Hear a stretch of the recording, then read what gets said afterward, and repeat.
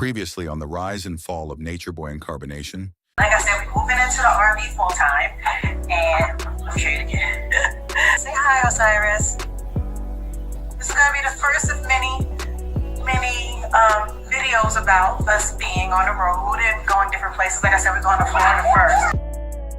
On March 3rd, 2015, Natureboy, Maisha, and the kids left their house in Atlanta and began their new life living in their RV. Natureboy hired a manager to run the barbershop while he hit the road. Leo was left to fend for himself, still living in the back of the shop. I traveled the whole coast of Florida, stayed at all the RV parks. And mind you, I'm this black kid from the hood, pulling up in an RV. You know, it's nothing but elder white people out there, you know, that retired in their fishing boats and stuff. Like, yo, this is when I knew I was different. Although Natureboy was out on the open road and experiencing things he'd never done before, there was still a part of him that yearned for more. He felt like he just wanted to disattach himself from society altogether and just leave everything behind. Maisha could sense something was wrong. She was there with him and she was doing the journey with him, but she was saying that he was seeming to be still unhappy. Just a little over a month after leaving Atlanta, Natureboy's plan to live on the road would come to an abrupt end. My barbershop started to fall apart, so I had to come back. Natureboy got back to Atlanta and invested all of his time into getting the shop back in order. He even had a small stage built for local teens in the neighborhood to perform in a weekly talent show. I helped people in the community, gave away free food, gave away free cuts, helped the community out, try to educate my people in my barbershop. So I started teaching in my barbershop. They didn't give a fuck about what I was talking about. It got to the point where I was playing educated spiritual videos in my barbershop instead of putting the game on. There was a couple of niggas that would listen, but a majority of niggas was like, yo, listen, man, I came here for a cut, nigga, and watch the game. You used to give us drinks, nigga. What happened to the drinks? The barbershop wasn't my frequency no more. Natureboy would leave the shop again, this time for good. Coming out of Florida, coming back to that, it gave me a headache after a while. I separated myself. I gave somebody my barber chair. The manager would come to me, knock on my door on a Saturday, give me the booth rent. And with this time right here, having dreams and opening up realms where there was these dark beings. I was scared to fall asleep. Then I died. In my sleep, I died. And when I died, I came back, of course. But when I died, I stayed up for 3 days and I died. And when I died, I woke up in a hospital. I was in another reality, just as real as this one, in a hospital. And when I got back here, it made me question the fabric of reality, because it's like, that was so real. How the fuck? I didn't know where I was dreaming at. Was it this a dream? Was that a dream? I didn't know where I was dreaming. That's how vivid my dreams was. Maisha was watching Natureboy unravel right before her eyes, and there was nothing she could do about it. He was hardly getting any sleep at night, and his days consisted of watching conspiracy videos on YouTube, along with Black Conscious videos mainly by Sonetta TV, Brother Polite, and Young Pharaoh. He rambled daily about America, which he called Babylon, and how it was gonna fall. I started studying what America was, what money was, breaking my reality down to a molecule. It was during this time, Natureboy would learn his oldest sister Tanya had passed away in New York. My sister died. He drove me all the way from Atlanta to New York with his baby mama, my nephew, and her kids. He looked at death at the time like, let the dead bury the dead, or whatever the case may be. He really came like with a cold heart. He just came at the time because I believe Maisha was there, and Maisha was very supportive at the time because she knew Tanya, her and Tanya connected. After the service for his sister, Leo decided to stay in New York. Natureboy, Maisha, and the kids headed back to Atlanta. Natureboy's rapid decline only seemed to intensify once they got back. All of a sudden, he stopped taking showers. This is when everything started, because I just knew, stop taking showers. And that point, everything starts falling apart. Girlfriend is looking at me like I'm crazy. I stopped cutting my hair. I was forgetting what days were, what day it was. And people were like, dude, you good? They would come drop the money off for the shop. And I was like, just hair crazy. I'm like, what's up, man? Do you realize what's going on? And people just like, yo, dude, we don't want to hear that. Maisha had finally had enough and felt like the best thing for her and the kids to do was move on.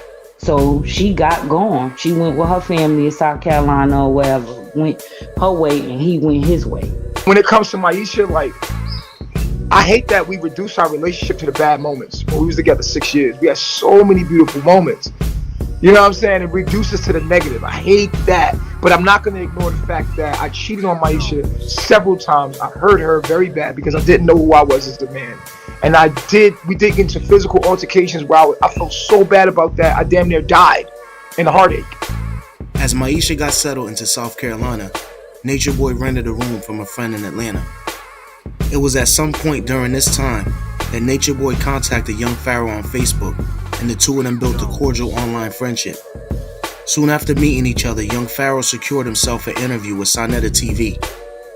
Natureboy offered to give Pharaoh a ride from his home in Buffalo, New York, to the interview, which was in Harlem. Natureboy drove from Atlanta all the way here to New York to see me. You know what I mean? I just finished having a conversation with somebody. I'm still on the way to New York right now. Young Pharaoh says when they got to the interview, he asked Sonetta if Natureboy could come up so he didn't have to wait in the car. Sonetta agreed. That's the whole even way Natureboy even came to fuck up. You would have never even seen this nigga on camera. It was during this interview that Young Pharaoh and Natureboy's friendship would come to an ultimate end. I got the young god here, brother Pharaoh. Pharaoh has came all the way from Buffalo, New York. And my brother Nature is here from Atlanta. First, I want to talk to my brother Nature. Why are you so infatuated, my brother? We're going back to Africa. Talk to the people. The tropical man belongs between the Tropic of Cancer and the Tropic of Capricorn. What does that mean? If you look on the map of an equator, At this time, Pharaoh is mad at Natureboy because Pharaoh came to do the interview, but he brought Natureboy with him. This is my first time meeting Natureboy. This is my first time meeting young Pharaoh. And so Pharaoh is getting heated because I'm starting to ask him questions first. You can look at Pharaoh's face and be like, nigga, you getting the limelight, nigga? I'm the one brought you here. But I didn't know all this. I'm thinking they cool. I'm doing the interview. This nigga jumps in the interview, grab the mic. 1,300, maybe 1,500 people watching. We live. So I'm trying to be smooth because this is my first time being on this platform and I don't want my first impression, to be fucked up. So I grabbed the mic back from the nigga. Mind you, we never supposed to even had the mic. So somebody called in and was like, yo, I know that nigga gay. So Natureboy gets to arguing, screaming at the top of his fucking lungs, embarrassing the fuck out of me on this live stream. Now I'm on fire because I'm feeling wild disrespected. Cause I'm like, nigga, I don't even know you. At the end of this whole thing, young Pharaoh and Natureboy was getting ready to fight. So I had to let the nigga know, like, listen, I'm not trying to be egotistical. I'm not trying to do none of that. But don't ever snatch no motherfucking mic out my motherfucking hand, my nigga. So we getting into it. So now we arguing. So boom, we go our separate ways. That was my first and last time meeting the nigga. Although young Pharaoh and Natureboy would never see each other again face to face, their beef was far from over. Once Natureboy got back to Atlanta, he stayed mainly secluded in his room and dove deeper into spirituality and the wonders of nature. and I start asking people questions like, what are the trees? What are trees? A tree is a tree. Nah, nigga, what is a tree? What is a bird? It's a bird. No, nigga, what is it? He had stopped eating meat months prior, but now even plant vegetables weren't a part of his diet. I just, basically had a sixth sense to go to the fruit. And I was just like, I'm just going to eat fruit. I started arguing with vegans. Like, listen, we can't eat plants. I just knew things. I knew things. I didn't want to no longer be a part of anything that was destroying anything else, whether that was a person or a plant, because I knew that all of life, I just had this vast respect for life. And so life for me in Babylon became very uncomfortable because I knew too much. Going live on Facebook was still rather new at this time. He would use this new feature to spread his message to a wide range of people in real time. Peace, peace, peace, peace. It's good to see you guys. My reflection, how you been? We're gonna dive right in. Sometime during the months following the Sonetta interview, his once firm stance on moving back to Africa changed. I personally would advise anyone to stay away from Africa because as beautiful as Africa is, there's gonna be lots of war. His messages would reach even a larger amount of people when he began posting videos to YouTube. You can catch these videos also on my YouTube, Natureboy TV. Everywhere on social media, you can find me. My name is Natureboy TV on there. Natureboy TV, simple. In mid-2016, Natureboy would finally make the decision to leave the United States for good. This year, yes, your reflection, I'm leaving the United States. My meditations are leading me to South America, and that's where I'm going. You guys are welcome to come. Over the course of the next month, Natureboy would begin prepping for his new life in nature. He went live daily, updating his followers on his status and trying to convince them to join him on his journey. This is the year. You gotta get out of here, alright? Go home. Between the Tropic of Cancer and the Tropic of Capricorn.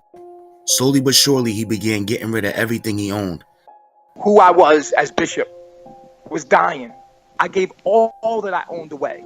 I gave cars away. I gave the barbershop away. Natureboy gave the barbershop to his manager named Lex. He wanted to cut all distractions that came with his Babylon name. He wanted to start fresh in nature. Leo was hurt when he heard the news of Natureboy giving the shop to Lex. Even though he was living in New York, he thought his brother should have gave it to him before anybody else. I was like, damn, boy. I mean, there was people out there was reaching out to me like, that's crazy. When one of Natureboy's followers learned he was going to South America, she sent him a message telling him that her brother owned acres of land in Honduras. She said her brother would be willing to let him and whoever he came with live on the land for free. She also told him the land had 2 houses on it that would need to be renovated. Although Honduras was in Central and not South America, he couldn't refuse the offer. Natureboy changed his plans and would now be headed to Honduras. Before leaving, Natureboy headed to Ohio, where he would visit Mike Brown for a few weeks. I'm out here in Ohio, man. We riding, baby. One thing I can say about Ohio that I love, though, is like, it's so peaceful out here. Ain't all that craziness like Wi-Fi and all that. It's more country. Although it's more away from the equator, you feel the difference. But it is more country out here. Like, you know, I like the countryside. I like to be away from the city. Finally, in late 2016, Natureboy went live and told his followers he'd be leaving Babylon in less than a week. I'm leaving Ohio, going back to Atlanta for a couple of days. I'm going to be giving my car back to the bank. And then from there, I'm going to Florida. And then on Thursday, I'm going to be flying to Honduras one way. I'm going to show y'all how I pack my bag to go. For all of y'all that's planning on really getting the fuck up out of here. I bought a 60-liter bag because my whole life is in this one bag right here, okay? This right here is a water filter. So basically, when you're in nature, you can basically take any kind of water and put it in a water jug and then slurp it through this here thing. Got me a little handy tool set just in case it goes down. And I need tools for some reason. Right there is my tent. This is my tent right here. This is my solar panels right here. So when I'm walking, the sun will be charging this. I can power my stuff right here.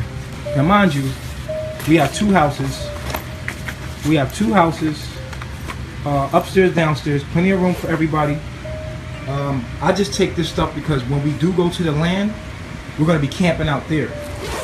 These are all the stuff I got right here. All right, so I got a couple pairs of shorts, got some t-shirts.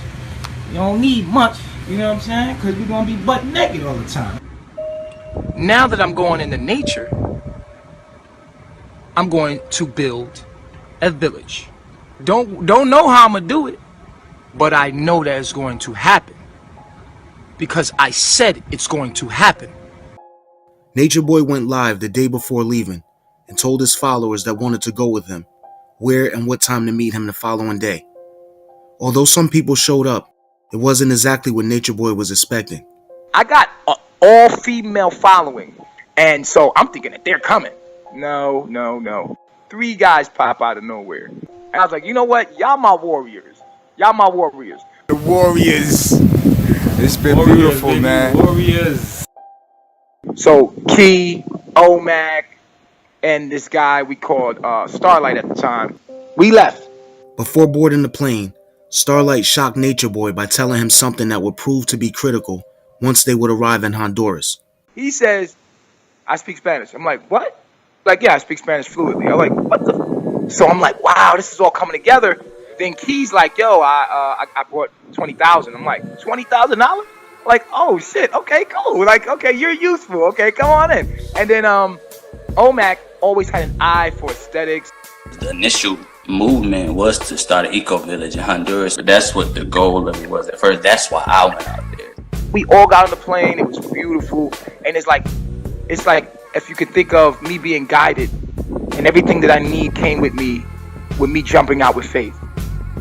The four of them would make it to the land in Honduras, but Nature Boy immediately decided it wasn't up to his standards. He's got 30 acres of land. We get there, it's not what it seems, okay? And I remember walking into his house. It was like his grandma's house. It was like all her old stuff knitted. It was like her old pictures. It was like one of these old creepy houses. I was like, dude, I'm not staying here. Nature Boy decided to rent a hotel room until they could find a house that was more suitable for him. They stayed at the hotel for about 2 weeks until they found an ideal property in Santa Fe. Got the house. It was beautiful. That $20,000 sure came to handy. Steve, who would later be known as Phoenix, was the man who owned the land Nature Boy decided not to stay on. He would join Nature Boy's group, which was now called the Ethereans, and moved onto the rental property with them. I invited people to come, open-heartedly. Everybody come. Get you a tent. I got a big-ass yard. You could just, we're right under an avocado tree. We got a mango tree right here. We got a river in the back. Come on. And this is not a vacation. This is where we live. And you're more than welcome to stay. You see, I got plenty of room. Bring your tent. Boy, was that a mistake. As Nature Boy posted more videos promoting living in nature, slowly but surely more people began to join. We just basically, was opening our doors to anybody that wanted to join us, and it was unorganized as hell, man. A lot of people came because they were just coming in waves, bro. Like wave after wave after wave. Bro, I remember one point in time, me and Keith counted at least like 70 people at minimum that passed through. A lot of people came. As more women began to join the group, Nature Boy would implement polygamy as a way of life in his Etherean tribe. We have to talk about polygamy because if we don't talk about polygamy, then we're not talking about family. And if we're not talking about family, we're not talking about human evolution. One of his first wives, or directs as he referred to them, was a young woman from Louisiana he would name Yaya. So how has your journey been since you've been here? From an arts type perspective. My journey has been very beautiful. With polygamy, it's just for me being with 4 female students that I'm dealing with very intimately. And it's nothing more, nothing less than that. Sex for me is me plugging into a woman, sending my knowledge like a USB to a computer. And when I have sex, I'm putting fluid in you. Inside the fluid is DNA.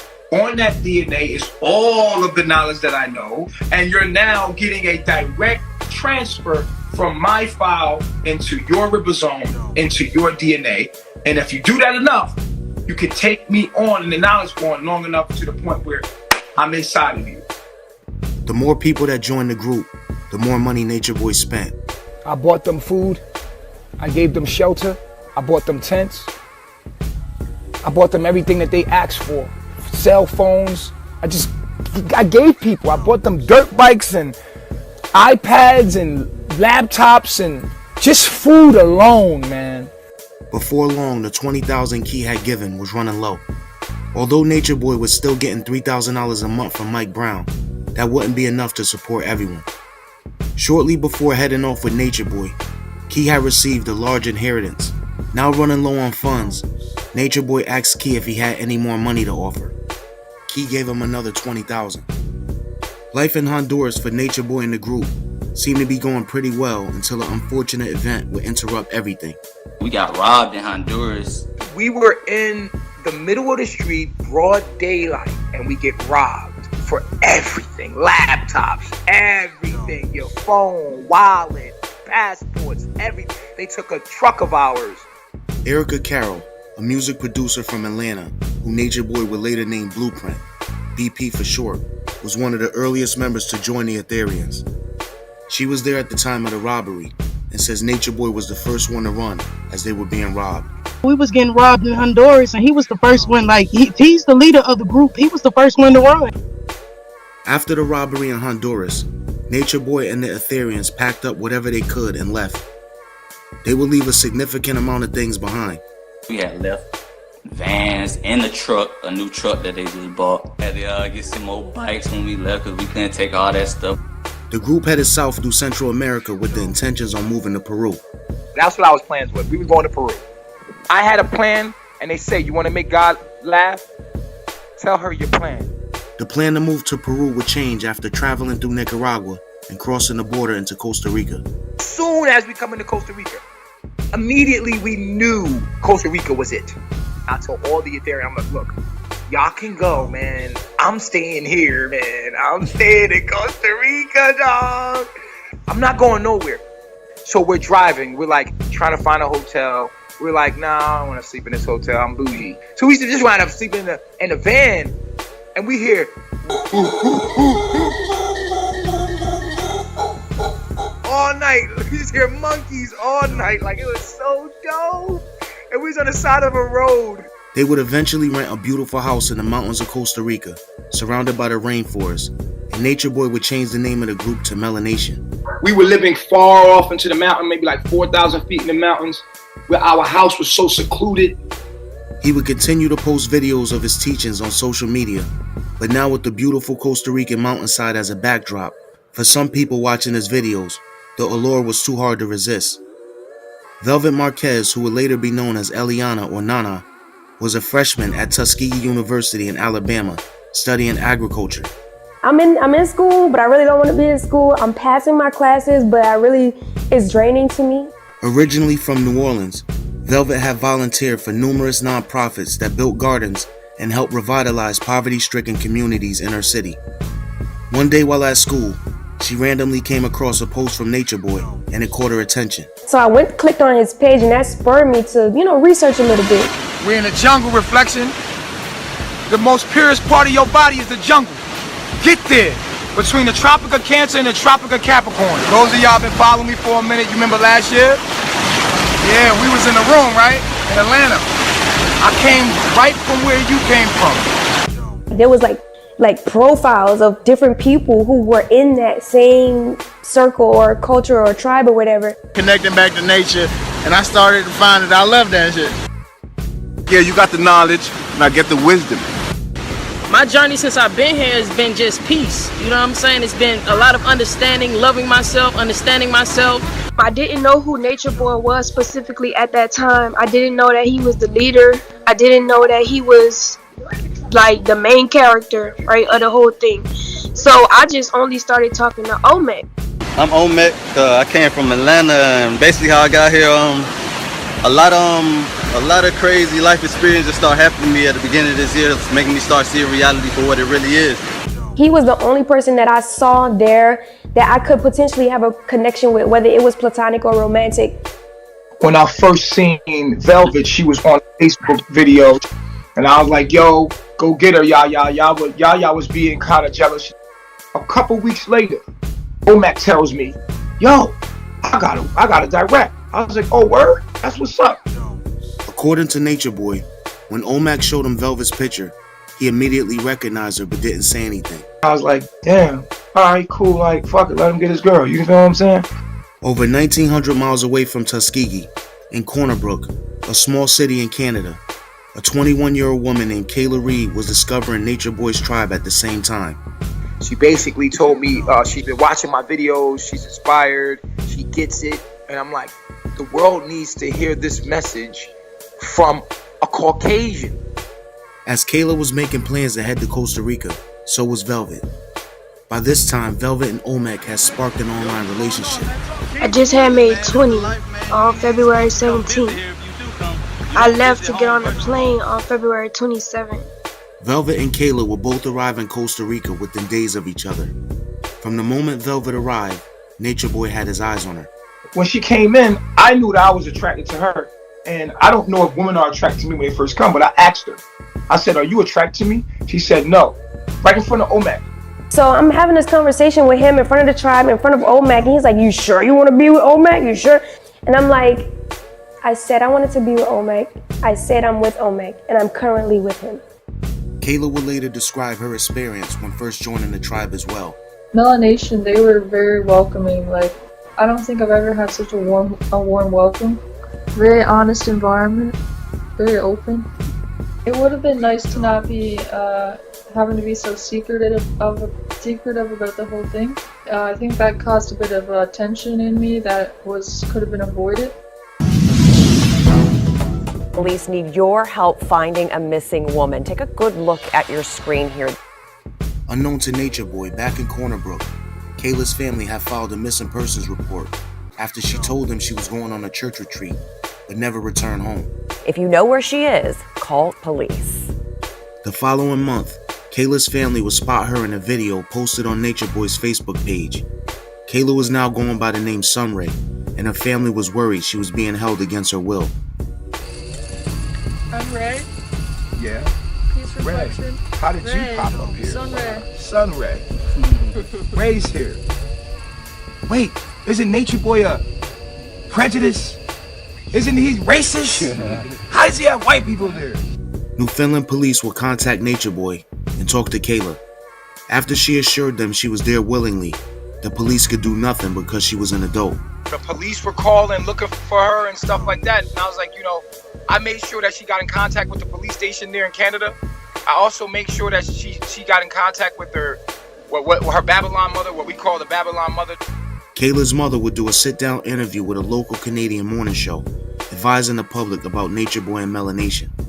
The media would run with the story, and for the first time, Melanation would be labeled a cult, and Natureboy was the leader. Kayla did call me. I was happy to hear that she was okay. But in the background, you could hear Natureboy more or less telling her what to say. The conversation was very disturbing. She said that she has no family, she has no mother or brother or sister. It was very disturbing conversation. Sunray is just, she is the happiest that, she says she's ever been.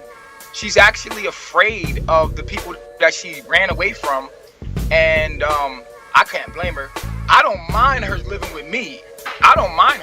And she's good. She's a friend of mine. She's a family member of mine. We treat her with nothing but love, and we treat her with nothing but love. And it's her decision to be here with me and live as I do, and that's her right. But at the same time, I also know that I'm a black man, and she's a white girl. She's in a white girl form, and I'm in a black man body. Word is out that I am somebody controlling or manipulating her mind. And so I wanted to make that clear that that's not the situation at all. Despite Natureboy's attempts at trying to clear the rumors, Kayla's family and the media had already set their own narrative. I thought they had this story and they basically ran with it because they don't really have much else to talk about. I think we can all imagine the anguish trying to find someone you love so much who vanished inside a cult. Questions remain, including why so many people would leave their families to join that cult in the first place. They seem to think or feel that they're on a kind of retreat and they're putting up tents and they seem to be so filled with celebration. What you think is community, what you think is love, is a disguise for something much darker. The world sees as this little white girl that is being held captured by this angry cult leader black man. OMG. I'm dead.